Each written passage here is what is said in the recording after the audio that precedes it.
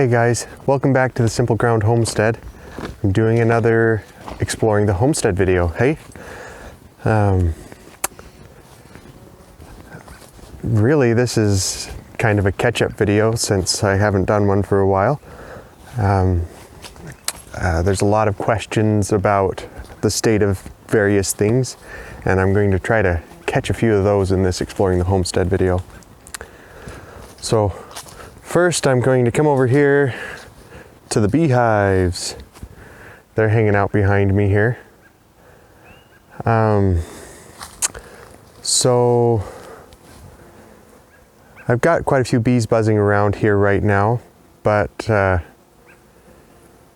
unfortunate truth is I've lost all my beehives over the winter. You probably noticed that they're all kind of in a different order. I shuffled them all around. The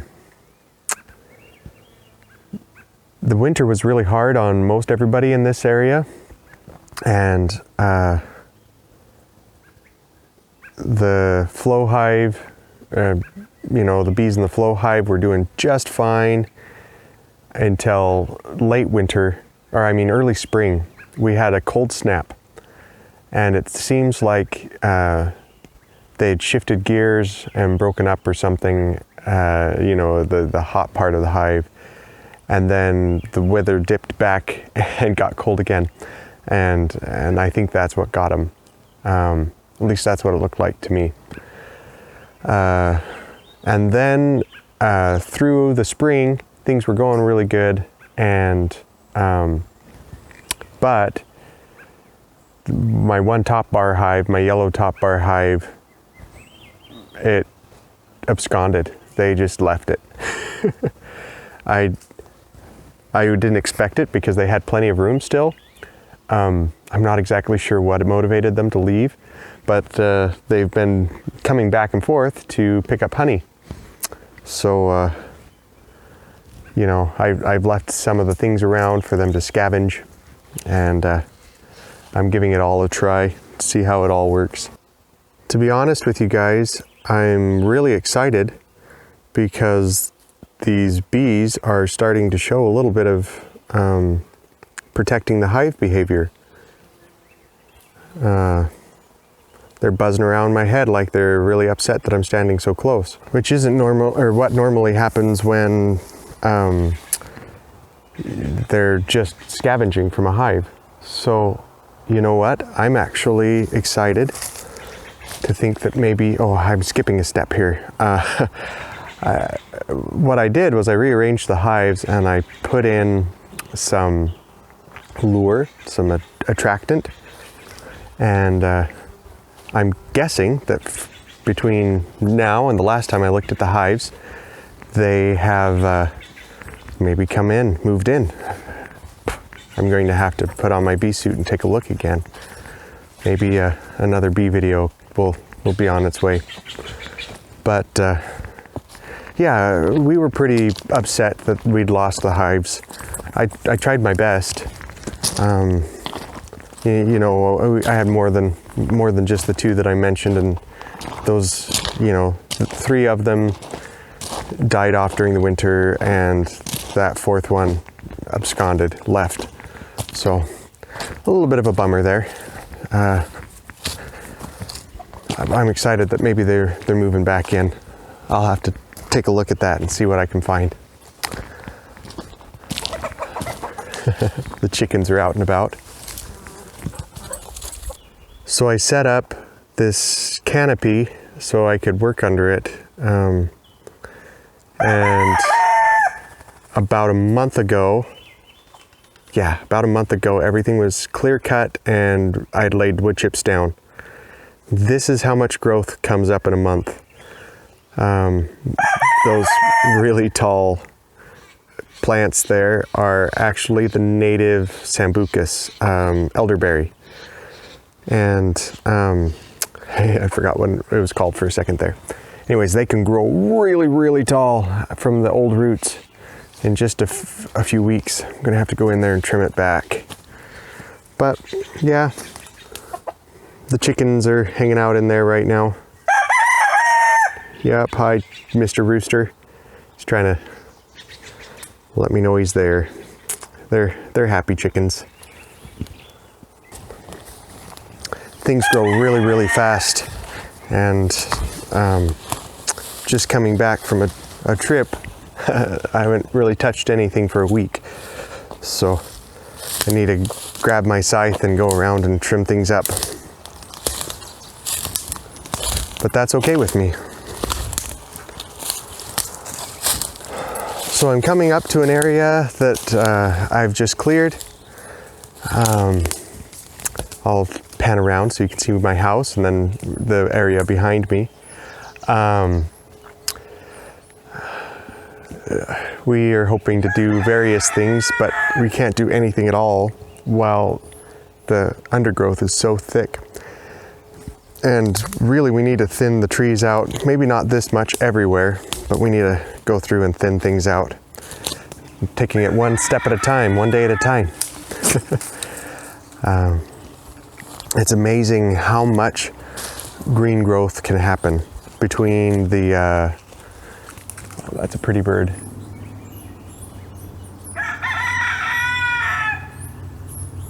I got distracted by the babies up there.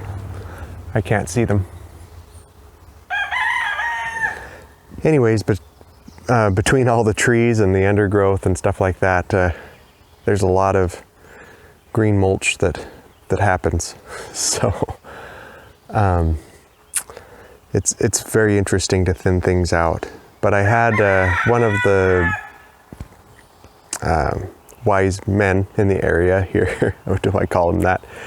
He's an experienced timber man, and he told me that everything's so wet, things deteriorate so quickly that in some of these parts that I don't really need to navigate very often, I should just thin and lay it right down on the ground. So maybe this winter I'll hit a bunch of the foresty stuff and just tip things over, space the trees out so they can grow at their optimal rate, be healthy forest and not just an overcrowded one. Anyway, have to pick up the lost pieces after the last guy kind of dropped the ball a little bit. He just clear cut and left it. So anyway, I want to show off these mushroom logs. Here I have the logs where I inoculated them with mushrooms and so on, with plug spawn, and I can tell that there's a little bit of activity going on here.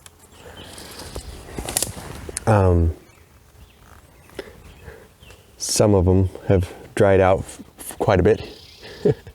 I've noticed.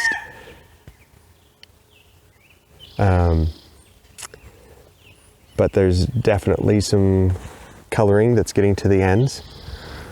Some of it, I can't tell whether it's mold or mycelia, but it definitely looks like things are going to work on these.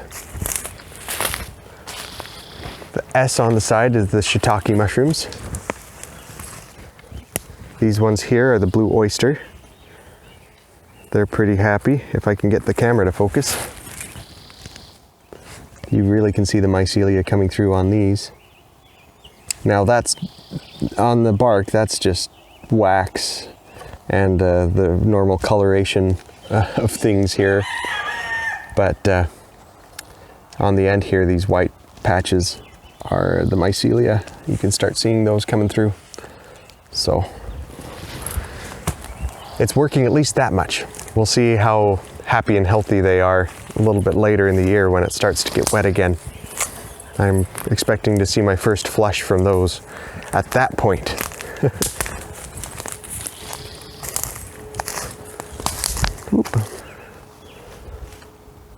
Just take a second and pan across our yard here. I don't think that Audrey and I would be considered what you would call gardeners or anything like that. Landscapers maybe is a better word. When it comes to laying things out in a way that's just beautiful to look at, we don't necessarily have that same skill as what you would see at a professional garden or something. But we really enjoy what we've done, and we're doing a little bit at a time. I especially like this more natural, rougher look. We haven't made buying a lawnmower a priority, so I only trim everything with the scythe. But it works really well too, because we don't irrigate the ground, or the lawn especially. And so being a little taller, the grass won't dry out so much, and it can stay green even though we don't add water to it, which Audrey and I came from in Idaho, where everybody waters or irrigates their grass. And it's funny, when you grow up in something, you think the whole world does, even though you know better. Now we live in an area where almost nobody irrigates their grass. And it's kind of nice. Nobody looks at you funny when you say that you don't turn the water on. Their grass goes a little brown in the hot summer months, and then it comes right back green as green can be after the fact. So when those winter rains come back, and it can stay green most of the winter. I'm getting over into the gardens here.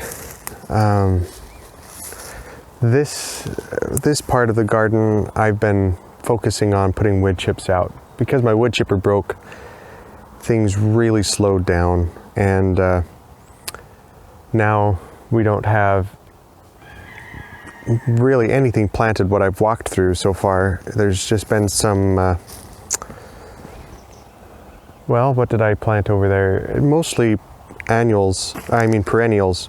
So we have various,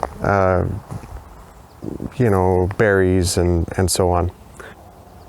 Where I am here, I'm standing in my big King Stropharia, or a garden giant mushroom patch, and there's a few things planted through here. Mostly zucchini. There's also a few artichoke that Audrey just planted.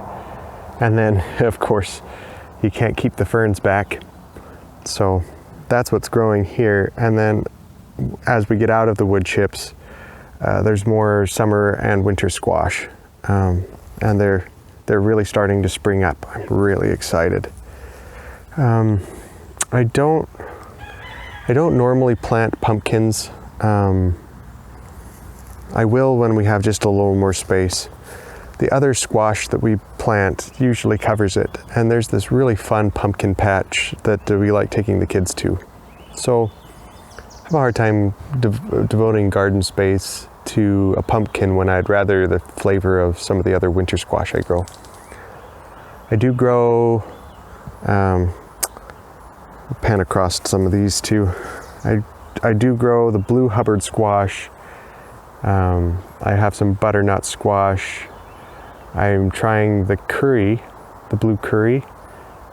I don't know how that's pronounced. It's a Japanese squash that grows really well, and it tastes very good.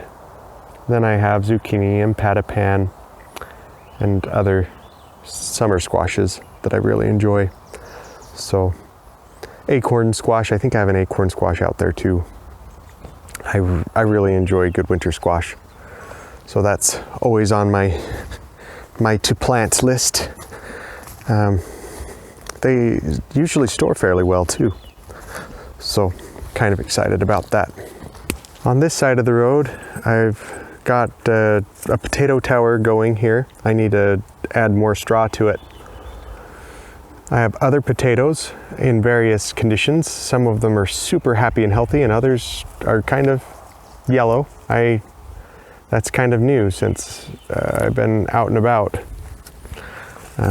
When you leave for a little while, things change on you, so I need to figure out what's wrong there. Definitely got a few of, what was this one again? It's gone to seed anyway, maybe a radish. And then I've also, the biggest blight in my garden has been the chickens. You can see that they've gone through the peppers here and into the tomatoes a little bit, tore up most of my onions over there. Yes, I do know what the solution is, and you know, it's just a matter of priorities. I haven't gotten a fence up because the chickens have mainly left my garden alone except for that one little spot.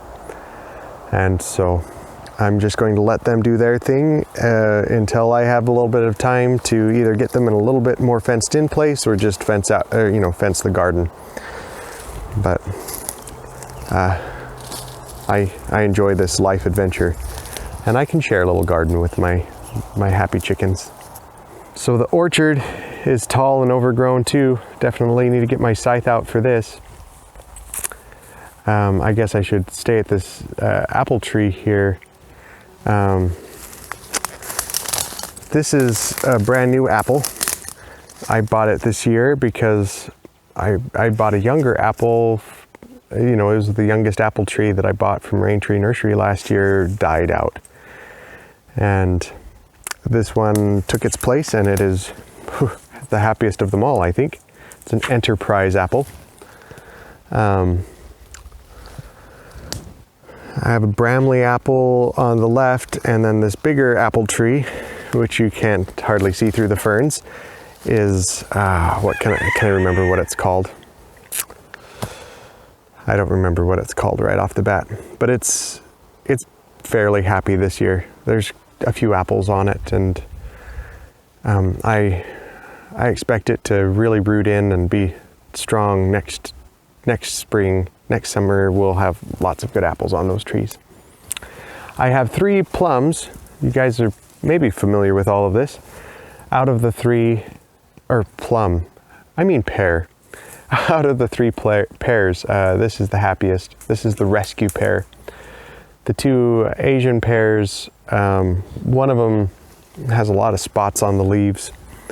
Just trying to make it through some sort of undiagnosed leaf spot, and no pears on it. And the other one is very happy foliage. It's growing very happily over there, but no pears on it. Maybe the reason why I keep trying to say plum is because the plum trees are extremely happy. They're growing very well here, and they're very... Oop. My camera just died. My other camera got too hot. Guess it's too hot out here for it. Overheated. Anyway, the plums are very happy, and they're both an Asian plum. They must like this area very well because they're just covered in plums. Very, very happy plum trees. This one's a Shiro plum. It's going to be a yellow plum when it's all mature. And this one is called the Hollywood plum. It's a very showy plum. Can you tell? The plums on the tree are supposed to taste very good. I know that I tasted one last year, but I don't remember the flavor. Good. That's all I remember, is it was good enough. And it has red foliage and red flowers. Part of the showiness was part of the reason why I got it, because it's fun to have some variety. And the other part was it was what was available, and it pollinated well with the other one. The rooster's following me around. The last 2 trees I have down in here are down in this area, which I need to clear out some more. Just clearing as I go, right? I planted a couple peaches here, and they don't really have much to show. They're just barely getting established, and as it stands, peaches don't grow particularly well in this area. You have to get a variety that doesn't require a lot of frost hours, and even then they have to be extremely resistant to a number of molds and fungal diseases.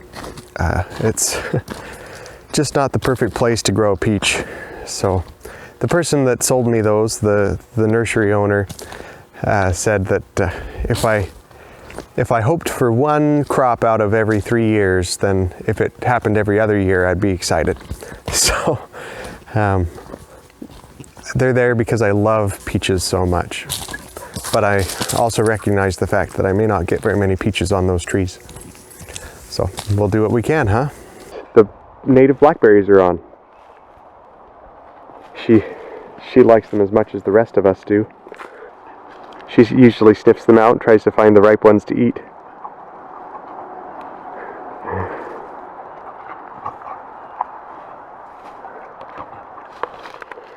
Just like the bears.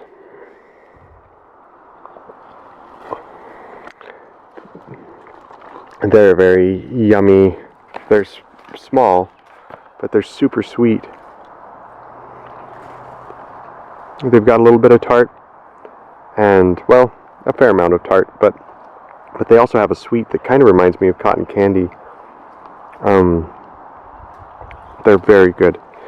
The big blackberries, in my experience, have been quite bland, but these are very strong, in the realm of strawberry or raspberry, you know, quite intense flavor. Very good, very delicious. Maybe the best berries that grow naturally out here, next to the huckleberry. I like the huckleberry quite a bit too. Yep, I need to come out here with a bowl and pick a bunch of these. Well, this video is getting fairly long. I'm going to try to wrap it up. I do appreciate all of your comments, guys, and I'm really happy to see, according to you guys, I'm contributing some good to the world, and that means a lot to me. So I hope to continue. Now that it's summertime, I've definitely been able to accomplish a lot more, and especially producing more videos. And thank you. Thank you for the happy, positive feedback that I've been getting so far. I'll try to keep it going so that there's more to be seen, you know what I mean? I also hear all of those comments loud and clear that say, hey, where have you gone? Please produce more. I'll do what I can, I promise. And I hope that you guys continue to take this journey with me. Thank you so much.